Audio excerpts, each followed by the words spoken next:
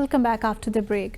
باسط صاحب, وجہ تو بتائیے گا, یہ بھارت میں ہر طرف ہنگامے کیوں شروع ہو گئے ہیں؟ کیا اس سے بھارت کے امیج کے ساتھ ساتھ اس کے اساس کو بھی نقصان پہنچ رہا ہے؟ دیکھیے, پہنچ تو رہا ہے, اور کیوں ہو رہے ہیں ہنگامے, اس کی جو اصل وجہ ہے میرے خیال میں, اور بہت سے لوگ شاید مجھ سے اتفاق بھی کریں, ایون بھارت کے اندر بھی, کہ بھارت 2014 سے اگر آپ دیکھیں, جب سے مودی سرکار آئی ہے, بھارت کی ایک ٹرانسفارمیشن ہو رہی ہے, یا it's moving slowly but steadily from civil nationalism to ethno nationalism. ایک جو ہوتا ہے نا, ایک سول مطلب بہت ڈائیورسفائڈ اگر ملک ہے, ایک تو چائنا ہے نا, وہاں سارے چائنیز ہیں, ٹھیک ہے نا جی, ایتھنیکلی اسپیکنگ. رشینز ہیں تو وہاں رشینز ہیں, جرمنی ہے تو وہاں جرمنز ہیں, لیکن بھارت کا ذرا معاملہ تھوڑا ڈفرینٹ ہے. جس طرح امریکہ میں آپ دیکھ لیجئے, امریکہ میں آپ اگر دیکھیں تو وہاں پہ سول نیشنلزم ہے, ان دا سینس کہ وہاں پہ بہت ایتھنیسٹیز کے لوگ ہیں, لیکن وہ ایک کچھ چیزوں پہ ان کا اتفاق ہے کہ ہمارے یہ کانسٹیٹیوشن ہے, ہمارے سب, آپ جس بھی ایتھنک بیک گراؤنڈ سے ہیں, آپ ہم سب برابر ہیں, ہمارے یہ انسٹیٹیوشنز ہیں, یہ ہمارا پولیٹیکل سسٹم ہے. تو ایک سول سوشل کانٹریکٹ موجود ہے, وہ ہر ملک میں ہوتا ہے. جو کانسٹیٹیوشن ہوتا ہے وہ اس کانٹریکٹ کی ریفلیکشن ہوتا ہے. جی, بھارت میں بھی, بھارت بھی ہمیشہ کلیم تو کرتا رہا نا کہ ہم سیکولر کنٹری ہیں, ہمارے یہاں بھی سول نیشنلزم ہے, کیونکہ یہاں بھی بہت کے مذاہب کے لوگ رہتے ہیں, بہت ایتھنیسٹیز بھی ڈفرینٹ ہیں. تو ہمیں بھی اگر ہم بھارت کو کوئی جوڑ کے چیز رکھ سکتی ہے, وہ ہمارا کانسٹیٹیوشن ہی ہے, اور ایک سیکولرزم ہے جو بھارت کو یکجا رکھ سکتی ہے, اور کسی حد تک یہ بات ٹھیک بھی ہے. یہ اس کے باوجود میں بات کر رہا ہوں کیونکہ بھارت میں اگر آپ دیکھیں تو 80% کے قریب جو آبادی ہے وہ ہندوؤں کی ہے. جی, تو اس لیے یہ بھی ایک عجیب سی بات لگتی ہے کہ 80% بھارت میں لوگ ہندو ہیں, لیکن پھر بھی فسادات ہمیں ہر جگہ ہی نظر آتے ہیں. اس کی شاید وجہ یہ ہے کہ اب بھارت آہستہ آہستہ سیکولرزم کی بجائے ایتھنو نیشنلزم کی طرف جا رہا ہے, اور اس میں ایتھنو نیشنلزم میں جو اکیڈیمکس ہیں یا جو جن کا لکھت پڑھ سے کوئی تعلق ہے, وہ مذہب کو بھی ایتھنو نیشنلزم میں شامل کرتے ہیں, کہ مذہب بھی ایک لحاظ سے جو ہے قومیت بناتا ہے, لیکن وہ اس کو زیادہ انکریج نہیں کرتے. زیادہ فوکس ہوتا ہے کہ ایتھنیسٹی کیا ہے, آپ ایتھنیکلی کیا ہیں. اب اس وقت ایک ہی جو بھارت میں مسائل چل رہے ہیں, ایک تو منی پور میں, جس کو جہاں پہ پریزیڈنشل رول لگا دیا گیا, اب سارا کنٹرول نیو دہلی سے ہو رہا ہے. جی, اور وہاں پہ بھی تک ہنگامے ہو رہے ہیں. کوکیزو جو ٹرائب ہے اور میتی جو ہندوؤں کا ٹرائبس ہیں, ان کے خلاف ابھی تک معاملات چل رہے ہیں, کرفیو لگائے ہوئے ہیں جگہ جگہ وہاں پہ. اور وہاں پہ اس لیے بعض لوگوں کا خیال ہے کہ عیسائی اسٹیٹ بنا دینی چاہیے اس طرف. اگر بھارت نے واقعی ایتھنو نیشنلزم کی طرف جانا ہے تو پھر ایتھنیکلی تو مختلف لوگ ہیں, یہ ہندو ہو سکتے ہیں کہ ہندو ہوں, کوکی تو خیر ہندو نہیں ہیں, وہ تو کرسچنز ہیں, لیکن یہ ہے کہ ایون میتی بھی جو ہیں وہ ہندو تو ہیں, لیکن ان کا ایتھنیکلی دے آر ڈفرینٹ پیپل. اسی طرح اگر آپ آ جائیے نیچے تامل ناڈو میں, مثال کے طور پر تامل ناڈو کے جو اس وقت چیف منسٹر ہیں اسٹالن صاحب, وہ تو بہت بپھرے ہوئے ہیں. وہ تو کہتے ہیں کہ جی یہ جو اوپر ہندی اسٹیٹس ہیں یہ تو انہوں نے مذاق ہی مچا دیا ہے, ساؤتھ جو ہماری اسٹیٹس ہیں ہماری زبان کو مسائل ہو رہے ہیں.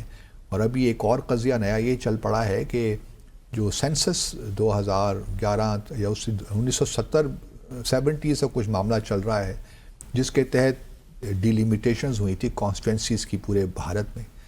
اب وہ کہہ رہے ہیں کہ جی پاپولیشن کے بیس پہ ہم ڈیلیمیٹیشن کا پروسیس دوبارہ شروع کریں گے, اور اس میں ممکن ہے کیونکہ ساؤتھ انڈیا میں جو آبادی ہے وہ کم ہوئی ہے بیکاز آف فیملی پلاننگ, اور جو انسینٹیوز نیو دہلی نے دیے تھے اس کی وجہ سے پاپولیشن میں کمی ہوئی ہے. تو ممکن ہے کہ اگلے لوک سبھا میں ساؤتھ انڈین کی جو ہیں سیٹیں کم ہو جائیں, کیونکہ ہندی جو اسٹیٹس ہیں وہاں پہ پاپولیشن جو پلاننگ کے جتنے بھی انیشیٹیوز ہیں سارے ناکام ہوئے, وہاں پاپولیشن بڑھتی رہی, ساؤتھ میں زیادہ ہوتی رہی. تو ساؤتھ کے لوگوں کا یہ خیال ہے تو ہمارے ساتھ بہت زیادتی ہوگی کہ لوک سبھا میں ہماری ریپرزنٹیشن پہلے ہی کم ہے اور کم ہو جائے گی. اگر پاپولیشن ہی کرائیٹیرین ہے اور اس کی بنیاد پہ آپ لوک سبھا میں یہ سب کچھ دے رہے ہیں, تو پھر تو ہمارے لیے بہت بڑا مسئلہ ہو جائے گا, ہمارے لیے تو اور ریپرزنٹیشن کم ہو جائے گی. تو ایک ساؤتھ انڈیا میں اس وقت ایک لاوا ہے کہ جی جو نارتھ کے لوگ ہیں جو ہندی بولنے والے ہیں وہ ہم سے ڈسکرمنیشن ہمارے خلاف کر رہے ہیں. اسی طرح پچھلے دنوں بلکہ چیف منسٹر صاحب نے اپنی بجٹ تقریر پیش کی تو انہوں نے جو روپی کا سمبل نہیں ہے اس کو تامل ناڈو میں لکھ کے پیش کر دیا. اس سے بہت ہنگامہ ہوا نارتھ میں کہ یہ تو سیپریٹزم کی طرف جا رہے ہیں. تو واقعی سیپریٹزم کی طرف جائیں گے یہ لوگ, حالانکہ یہ بھی ہندو ہیں.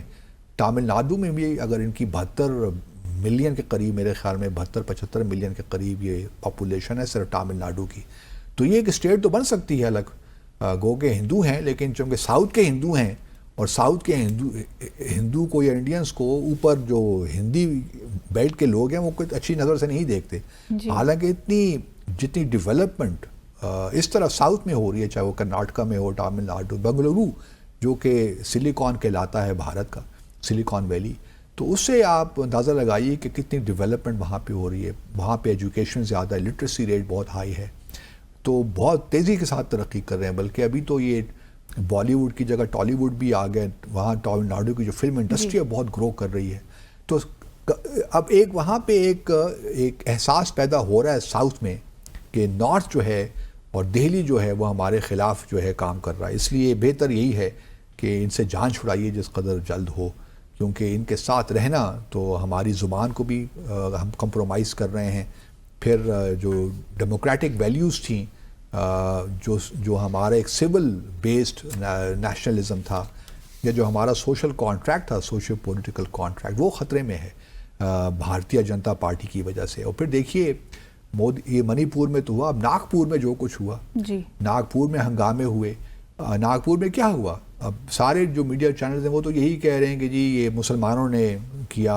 وہ اورنگزیب عالمگیر کا معاملہ بھی تک چل رہا ہے نا, کیونکہ وہ خلد آباد میں مقبرہ گرانا چاہتے ہیں. اور اس کی بنیاد جو ہے ہوا یوں کہ پچھلے دنوں بجرنگ دل جو کہ ملٹری ونگ ہے بی جے پی کا, انہوں نے اشتعال پھیلایا, اور اللہ ان کو کیا کرے کہ وہ قرآن کے کچھ انسکرپشن سے ان کو جلا ڈالا. اس سے مشتعل ہوتا ہے مسلمان, تو مشتعل ہوگا نا. تو مشتعل ہوئے, مسلمان ہی مشتعل ہوئے, لیکن اس کو انسائٹ کس نے کیا؟ بجرنگ دل نے کیا. اور بی ایچ پی جو وشو ہندو پریشد ایک آرگنائزیشن ہے, وہ بھی ایکسٹریمسٹ ہیں. اب یہ علاقہ جو ناگپور کا ہے, ہمارے ناظرین جانتے ہی ہوں گے کہ یہ RSS کا ہیڈ کوارٹرز ناگپور میں ہے. اور یہاں سے جو الیکٹ ہو کے آتے ہیں صاحب نتن گڈکری, یہ منسٹر فار روڈ ٹرانسپورٹ اور ہائی ویز ہیں, اور یہ پچھلے کئی سالوں سے جب سے مودی صاحب آئے ہیں یہی پورٹفولیو ان کے پاس ہے. اور یہ پہلے رہے ہیں بی جے پی کے پریزیڈنٹ بھی 2009 سے 2013 تک. تو یہ بھی پورا اپنا رول ادا کرتے ہیں کہ مسلمانوں کے خلاف اشتعال پھیلائیں.